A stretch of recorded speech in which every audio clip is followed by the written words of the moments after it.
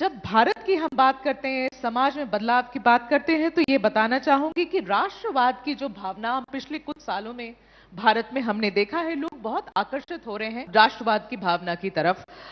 सनातन की बातें कर रहे हैं, सनातन की तरफ झुकाव हो रहा है, तुष्टीकरण की राजनीति को वो नकार रहे हैं। ये जो बदलाव समाज में पिछले कुछ सालों में हम लोगों ने देखा है, इसकी वजह संघ क्या देखता है? मुझे लगता है कि देश की स्वाधीनता के बाद हमको हमारे भाग्य के निर्धारण का अवसर प्राप्त हुआ। 1000 ईयर हमारा कंटिन्यूस स्ट्रगल में रहा।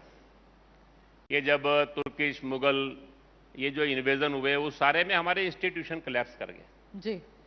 ब्रिटिश राज रहा तो लॉस ऑफ मेमोरी हो गया, आत्मविस्मृति हो गया।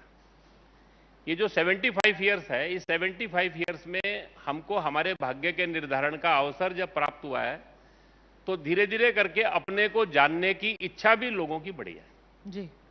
और ये जो सारे देश के अंदर राष्ट्रभाव या जिसको हम कह रहे हैं कि अपनी संस्कृति का गौरव ये सब जो जग रहा है, ये it is a positive sign. Okay, ये जो भारत की आध्यात्मिकता आधारित हजारों साल का जो जीवन था उसको जानने की इच्छा जी और उसके साथ जीने की इच्छा समाज की खड़ी हो रही है। ओके, आप जो यंग पीढ़ी का अभी जो म्यूजिक प्रेजेंटेशन देख रहे थे, या मैं कभी कभी Art of Living Jaggi Vasudev ji ऐसे सब लोगों के यहाँ देखता हूं, या हमारे पास भी जो लोग आते हैं वो जब प्रश्न करते हैं तो उनके मन के अंदर दो ही बातें होती हैं।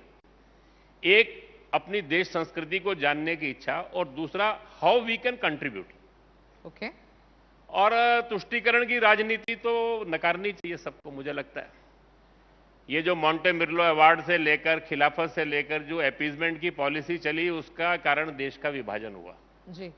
बहुत अनफॉर्चुनेट था। हजारों साल राज्य दूसरों का रहा, राष्ट्र बटा नहीं।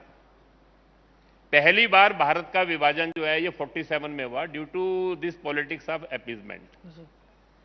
मुझे लगता है कि समाज में राष्ट्रभाव जगेगा तो ये पॉलिटिक्स ऑफ अपीजमेंट समाप्त होनी थी सारे उसमें से, तो उसका ये परिणाम है।